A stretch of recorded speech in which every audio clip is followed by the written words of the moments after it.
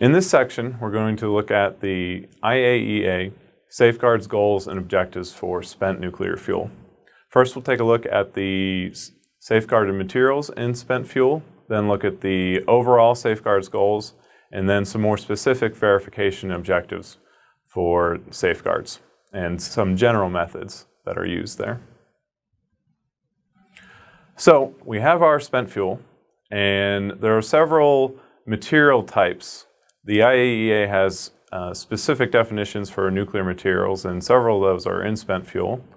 The first being plutonium, and then we also have LEU, and these are for uranium oxide fuels. And specifically, we're concerned about the U-235 and the LEU. And also for thorium fuels, we would have uranium-233 and thorium. Now, these materials have specific designations for the IAEA. The plutonium, low-enriched uranium, and uranium-233 are all referred to as special fissionable material, whereas the thorium is referred to as a source material. Of course, all of these materials, both special fissionable materials and source materials, need nuclear safeguards. So the next question is, what are the specific safeguards goals for the nuclear materials contained in spent fuel? And to develop the goals for safeguards, the IAEA has created several material categories for the different material types based on the suitability of the material to be converted into a nuclear weapon and the time it might take to convert the material into a nuclear weapon. So for each of these materials in the nuclear fuel, we have a categorization. For the plutonium, it is categorized as an irradiated direct use material. It's been in a nuclear reactor, it's been irradiated, but the plutonium can be used directly to make a nuclear weapon. LEU is an indirect use material.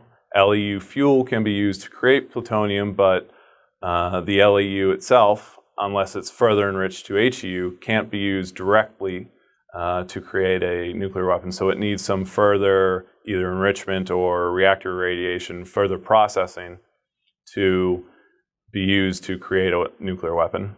The uranium-233 coming out of a thorium-fueled nuclear reactor is an irradiated direct-use material. Uranium-233 can be used directly. However, it's been irradiated, so that might add a little more time, a little more handling time to the consideration, as opposed to an unirradiated direct-use material.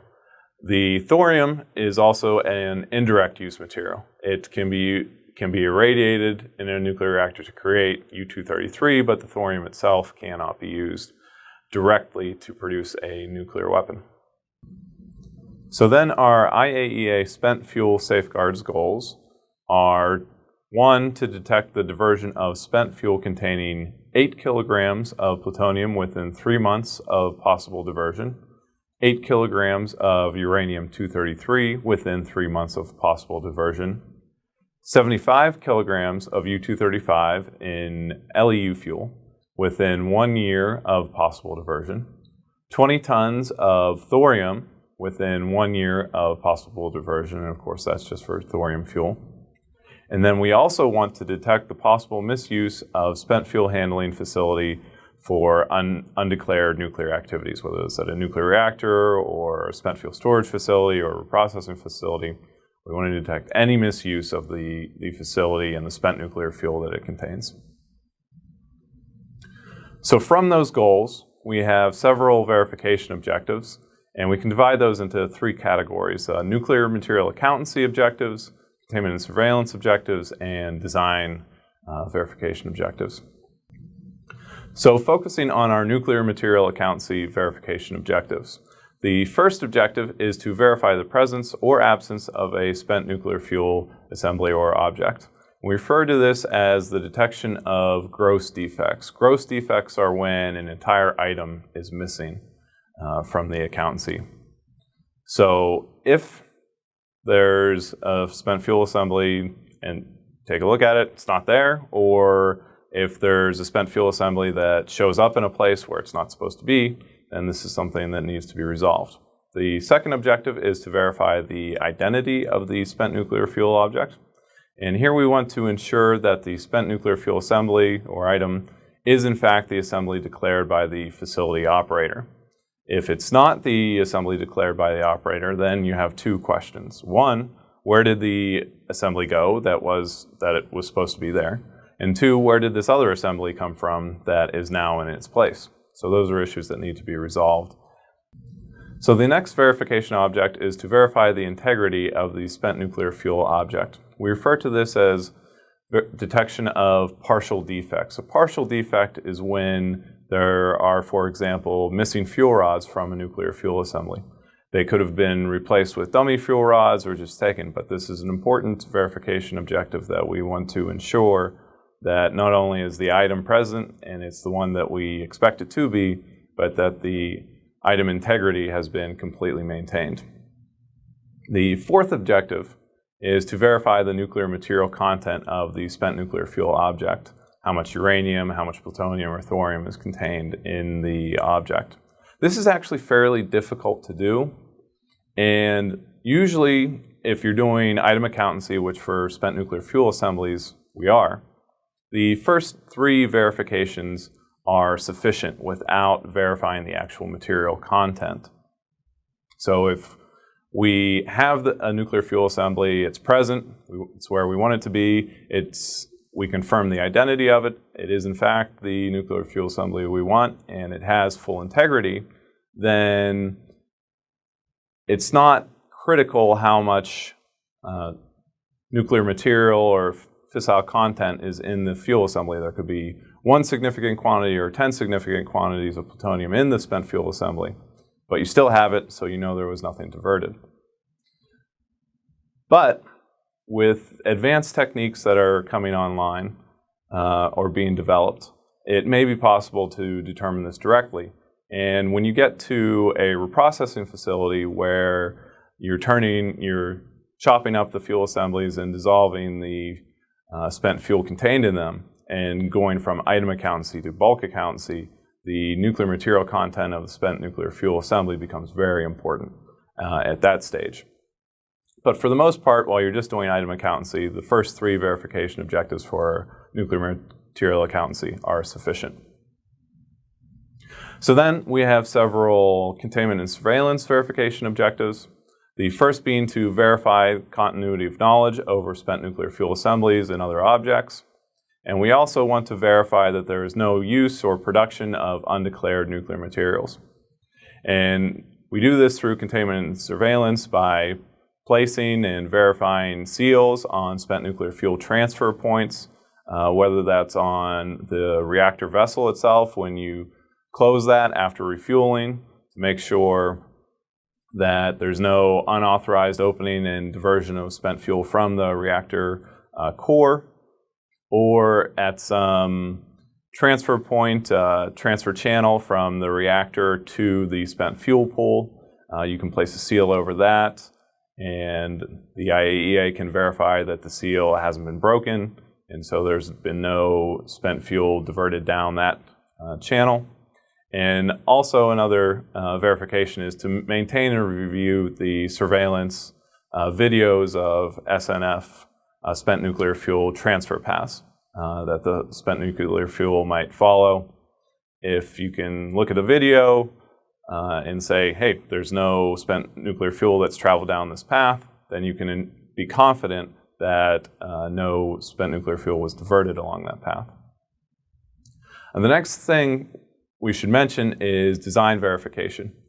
And here we want to verify the facility design, and mainly to ensure that no new unsafeguarded spent nuclear fuel transfer paths have been added between the last design verification. And we do this through a special inspection called a design inspection verification.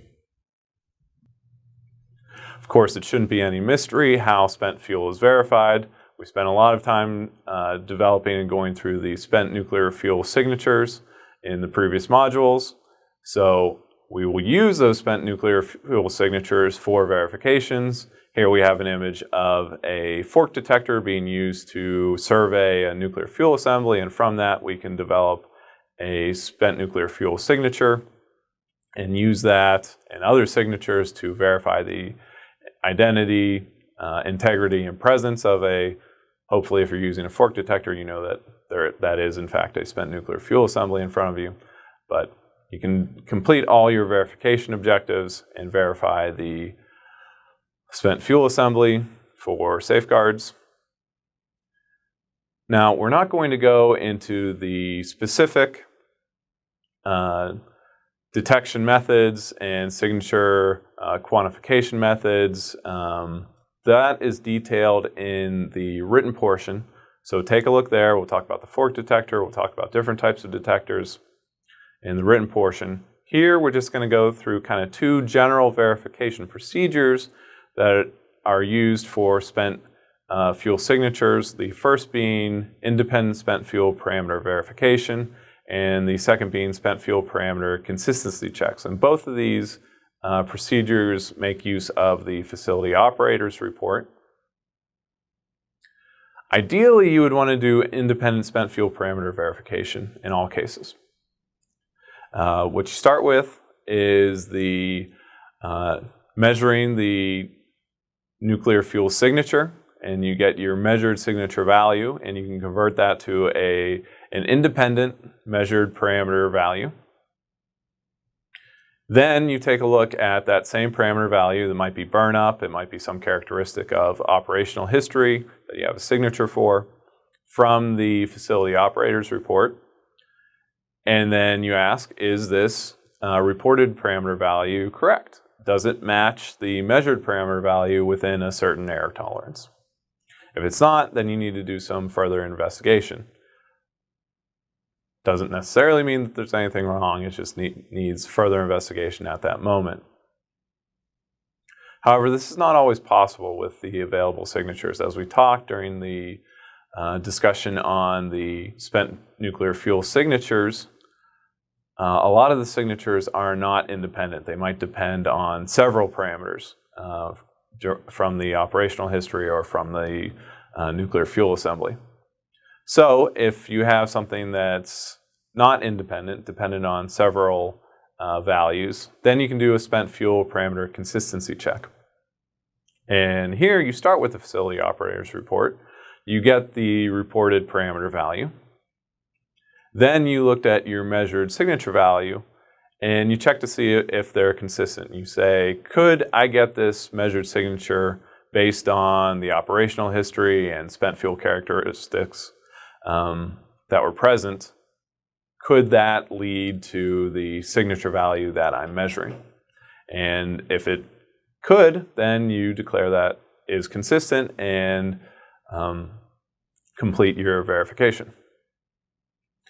As I said before, detailed descriptions of spent fuel safeguards verification techniques, methods, and detection systems are given in the written portion. We're not going to go through this during our discussion, but take a look at it in the written portion, and that'll be all.